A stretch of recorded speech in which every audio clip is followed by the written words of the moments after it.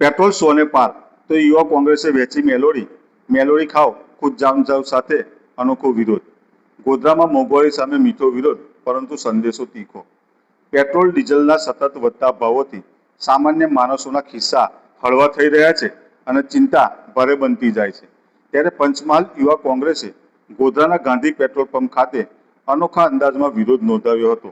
હાથમાં બેનરો અને મોઢે સૂત્રોચ્ચાર સાથે કાર્યકરોએ લોકોને મેલોડી ચોકલેટનું વિતરણ કરીને મેલોડી ખાઓ ખુદ જાન જાવનો સંદેશો આપ્યો હતો. કાર્યકરોનું કહેવું હતું કે પેટ્રોલ ડીઝલના ભાવ હવે એવી ઊંચાઈએ પહોંચી ગયા છે કે વાહન ચાલકોને પેટ્રોલ ભરાવતા પહેલા 2 વખત ખિસ્સા તપાસવા પડે છે. એક સમય હતો જ્યારે 100 રૂપિયામાં ટાંકી ભરાતી હતી. આજે 100 રૂપિયામાં માત્ર 1 જ લીટર. રાષ્ટ્રીય મહાસચિવ અંજના બેરવાજીની આગેવાની હેઠળ યોજાયેલા આ કાર્યક્રમમાં યુવા કોંગ્રેસના આગેવાનો અને કાર્યકરો મોટી સંખ્યામાં જોડાયા હતા. વિરોધ દરમિયાન સરકાર વિરોધી સૂત્રોચ્ચાર કરી વધતી મોંઘવારી અને ઈંધણના ભાવના મુદ્દે લોકોનું ધ્યાન દોરવાનો પ્રયાસ કરવામાં આવ્યો હતો.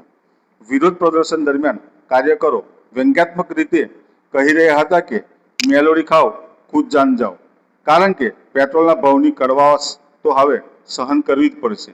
આ અનોખા વિરોધને કારણે ગોધરાના રાજકીય માહોલમાં ચર્ચા ગરમાઈ છે. હવે પ્રશ્ન એ છે કે મેલોડીની મીઠાશ મોંઘવારીની કડવાશ ઘટાડશે કે નહીં, પરંતુ વિરોધનો અંદાજ ચોક્કસ લોકોનું ધ્યેય ખેંચવામાં સફળતા મેળવી ગયો.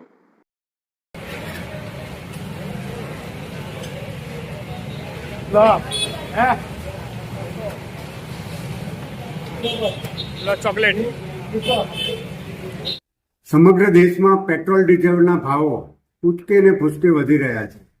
આમ જનતા સામાન્ય લોકોની હાલત ખૂબ જ કફોડી છે અને ભારતના વડાપ્રધાન વિદેશ ફરે છે અને ઇટાલીમાં જઈને મેલોડી ચોકલેટની વિતરણ કરી આપે છે. ત્યારે આ તરફ ભારત દેશમાં જે પરિસ્થિતિ છે, મોંઘવારીએ માજા મૂકી છે. સામાન્ય અને ગરીબ લોકોની હાલત કફોડી બની છે.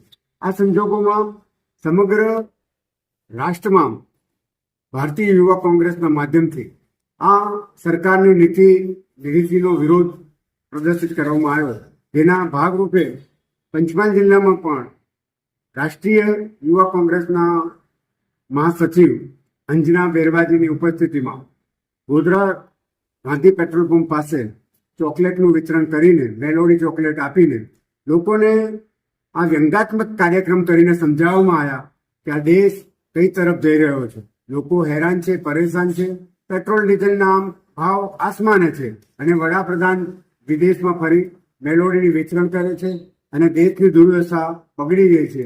આ સંજોગોમાં એક વ્યૂહાત્મક કાર્યક્રમના ભાગરૂપે યુવક કોંગ્રેસના માધ્યમથી એક પ્રજાને લાગણી દર્શાવવામાં આવી કે કેટલી આ દેશની પરિસ્થિતિ ખરાબ છે અને સૌ જાગો અને આ પરિસ્થિતિમાંથી આપણે સૌ સાથે થઈને બહાર આવીએ.